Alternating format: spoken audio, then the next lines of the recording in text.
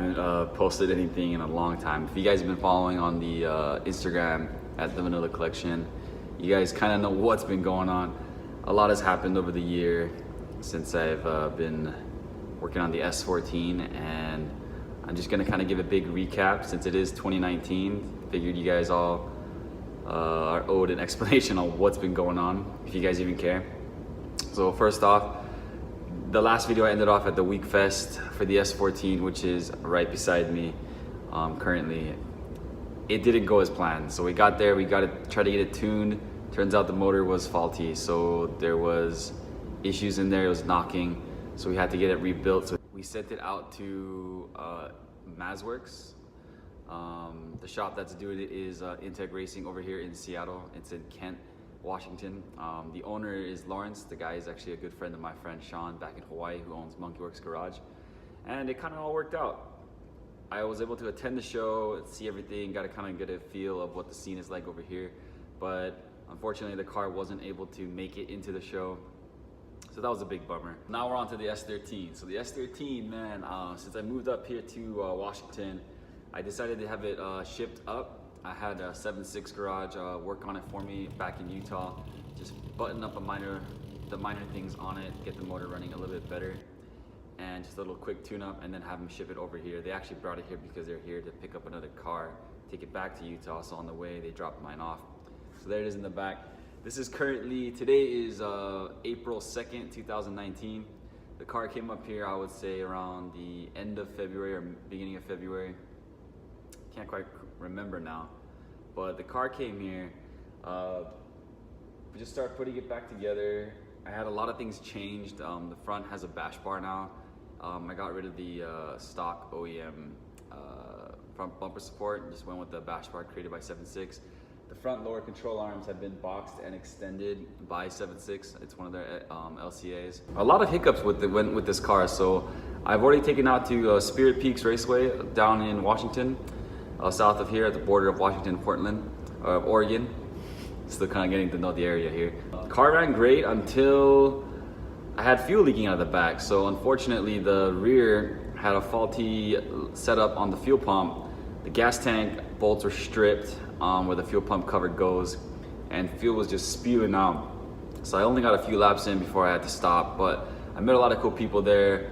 I forget their names already, but they had a BMW and a G35. If you guys are watching, I'm sorry, but that was like the first time I met. I was so excited to be out there. Everything was kind of a blur.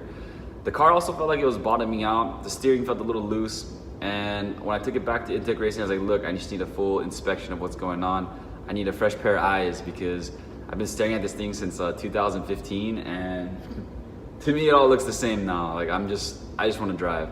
So luckily they went through the whole car, sourced me another gas tank right before the next event, which was just a couple of days ago, which is at Evergreen Speedway for a drift event there as well.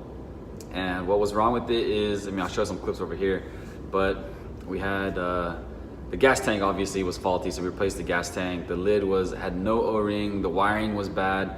In fact, if I wasn't lucky, the car could have caught on fire, but fortunately it didn't, and it all worked out.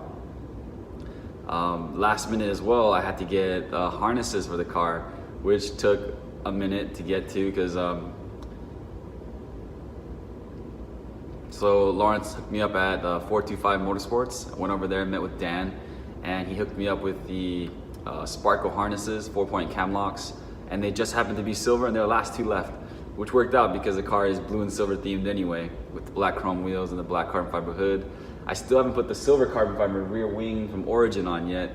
Really stoked to do that. I gotta go get some double sticky tape. The driver's seat, I removed the Bride or the Brid Z3 seat, the blue one for the 2018 editions, out because I wanted my girlfriend to drive and the seats just didn't reach all the way up. So I put the black carbon fiber Brid, the Gaius 2s from my S14, which is right over here, into there, and it actually worked out just fine. I looped the seat belts through the harness on the harness bar portion of the roll cage. And it was fun. The welded two-way diff held up. I mean, the welded two-way diff. The welded diff held it up just fine. The KA ran strong.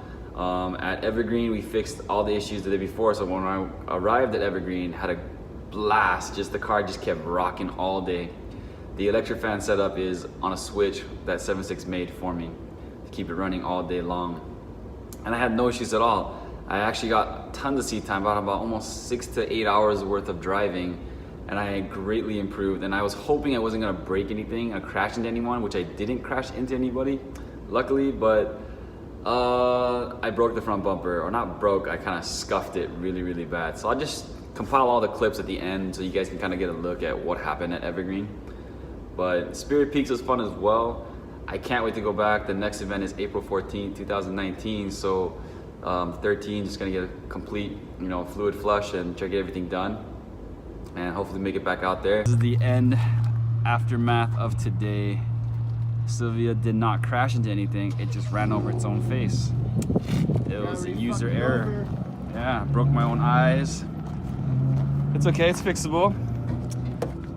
Should be done, right? Right, Nick? Yup, it should be done right. Look at it, it's all over. And then Christian got his quarter panel dented, but it's all G. Another day, another day.